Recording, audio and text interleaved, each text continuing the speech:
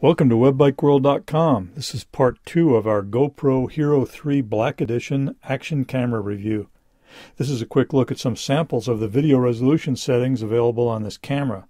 It's best to view these in full screen, but I'm not sure how the YouTube compression will affect the output. So be sure to check out the full webbikeworld.com review of the Hero3, which has links to raw sample files you can download. The out-of-the-camera video quality is amazingly good for this type of camera, no question about it. The Black Edition has this 2.7K cinema and 2.7K video resolution format that you really don't need if you're not making broadcast video, so save your money and get the Silver Edition and buy the larger battery backpack instead. You'll need it. And it's very difficult to tell the difference anyway because the standard 1080p 30 frames per second video from the Hero3 is outstanding and certainly better than any other motorcycle video camera we've reviewed. Here's our favorite motorcycle video camera comparison road you've seen in all the other webbikeworld.com reviews. This time the video flips back and forth between the Hero3 and Hero HD for a comparison.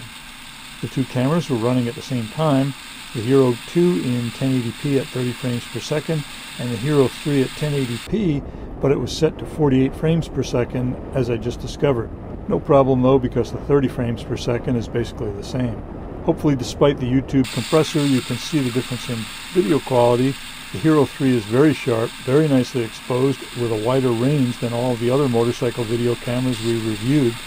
It has more accurate colors, and it even seems more stable, although that may be due to the camera mounting. But we noticed the difference as soon as the very first frames hit the monitor. You can really tell the difference with the raw video quality. It's as good or better than many of the much more expensive handheld video cameras we've tried. The mic has even been redesigned on the Hero3, so it does a better job at picking up accurate sound. The last two clips are the same section of road repeated past the barn on the curve and into the sunlight.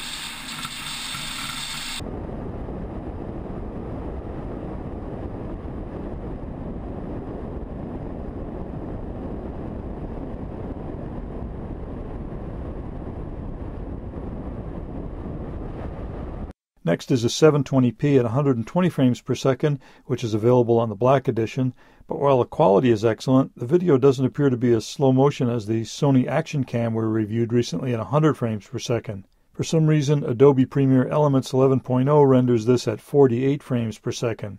We have not been able to get the Hero3 240 frames per second to play correctly either on the computer for some reason. So that's a quick look at some on-road samples from the GoPro Hero3 action camera.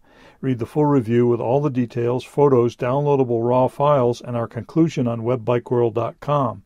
Also be sure to watch the Part 1 video of the Hero3 with features and details on the webbikeworld.com YouTube channel. Thanks for watching.